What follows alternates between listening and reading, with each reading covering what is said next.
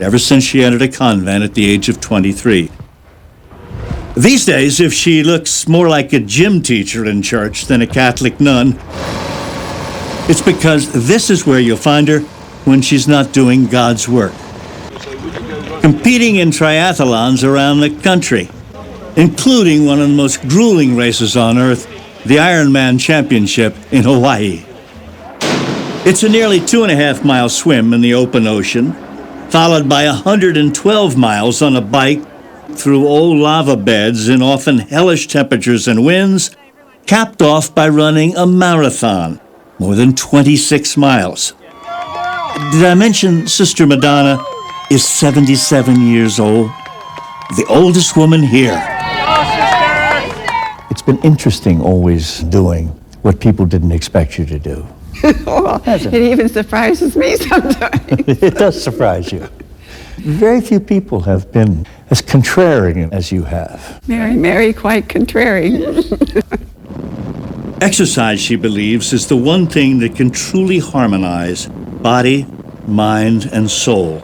It's become her ministry and a kind of tribute to God. I'm saying, well, if you did this for us, this is the least I can do for you. And it's with your power that I'm able to do it in the first place. So if it's your will, keep me going. She's competed in more than 20 Hawaiian Ironman races and 300 triathlons.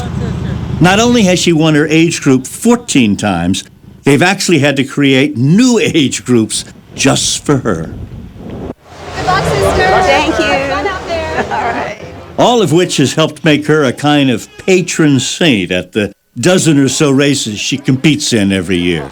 You're such an inspiration. Besides the spiritual gusto that you get from this, it's a congregation. It really is, and we've all become family, like one big family. Because, especially in the Ironman, because everybody knows what each has had to endure to even get to the point of doing an Ironman distance. And because I've been in it for so long, everybody seems to know who Grandma Triathlete. Grandma Triathlete has been living on her own in this small house in Spokane, Washington for the last 15 years. Jesus be with you. She's been a vital presence around town, whether at church or counseling prisoners at the local jail. It's a far cry from her privileged upbringing in St. Louis. Her life changed one day when she was just 14, and God called to her. And a few years later, against the wishes of her family, she answered. Was it difficult giving up the certain amount of comfort and wealth that you came from? No, it was just another challenge. If life doesn't have some challenges, it's not worth living, right? She's been seeking new challenges ever since. In fact, she didn't even start running or exercising until she was nearly 50 years old. She'd been on a retreat when a priest mentioned that running could actually be a spiritual exercise. Father started expounding about the peak experience you get after you run for so long. You get the runner's high. And I'm saying, yeah, but I thought you got that in prayer. I'm thinking, my God, this sounds like a panacea for everything. What did it feel like when you made that decision to run? Freedom, total freedom. By the time she'd entered her first big race, the Boston Marathon in 1982, some in the church had begun to wonder about her new pastime, including a few of her old friends, the sisters she'd studied with back in St. Louis. Running about was not exactly an apostolic work. In a T-shirt and shorts. T-shirt and shorts, and as a community, our initial reaction was, what's going on here? I mean, this is just not what nuns do. It seemed rather frivolous. But she regards it as a true ministry. And so you asked, do you think people have been won over to this? I doubt it. I doubt it, but I think we have. She soon moved from simply running to doing triathlons, now dedicating each competition to a person in need, hoping to transfer her spirit during a race to them. In 2006 at the Hawaiian Ironman, it was her nephew who had died unexpectedly just a month before the race. In the final stages of the run, well into the night and with several miles to go, she wasn't even close to finishing under the cutoff time, 17 hours after the start. Sister Madonna Booter. That's when she said she made a deal with God. Let her finish, and she'd know that her nephew had died at peace. After I made that bargain with God, there was kind of like a presence on my right side in the dark. And then it was a funny sensation, like I didn't feel my body anymore. I just felt that I was in motion. In front of a stunned crowd, she managed somehow to cross the finish line with less than a minute to spare. It was a finish that I'll never, ever, ever forget. That was definitely confirmation that my nephew was in the right place. Just to be able to compete in the Hawaii race, you need to qualify at events throughout the year, like this half Ironman race in Northern California, where we found Sister Madonna camped out the morning of the event. I hope you had a better night, Blue Angel, than we did. It was pretty chipper. While she conquered the swim easily, biking was a different story. A near pile-up sent her over her handlebars and left her with a fractured arm. Right in your elbow there? Well, it kind of goes shoulder all the way down. Okay.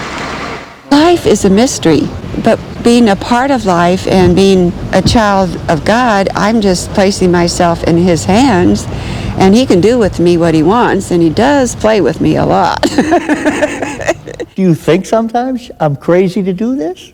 No. All I do is think it's wonderful, God, how you can heal me. This is just the beginning, too. I have had a broken jaw and a broken scapular, broken hip twice. It was at the femur and down the shank. I think you've suffered more than most of the old Christian martyrs. Well, they get it done in one fell swoop. That's right, they were lucky. Right. You look great. That's because my scrap metal isn't showing. Go on and sit there. Although doctors thought she might be out of commission because of her fractured arm, divine intervention or not, she was right back at it just months later. Aloha again. Back to Hawaii at the 2007 Ironman. This year, she's doing the race for a close friend who lay dying in the hospital there. God and my mother, praise your little son, Jesus. It'd be great if we could go to the finish together. Her to her final finish and me to my temporary one. With that mutual destiny in mind, she's up at 4 a.m. The day the Lord has made, let us rejoice and be glad in it. 193, right? Okay. and on to the race. How many times have you been here? Oh, this is my 21st for Kona. Minutes before the race, she's calming nerves, hers and all those around her. While she keeps up a swift pace once on the bike, passing others half her age, it's the wind that's always the wild card here. Not to mention stomach problems that she's had of late. No food or water will stay down. But this is what her life's always been about. Sacrifice, dedication, faith. So with 50 miles to go, she pushes on.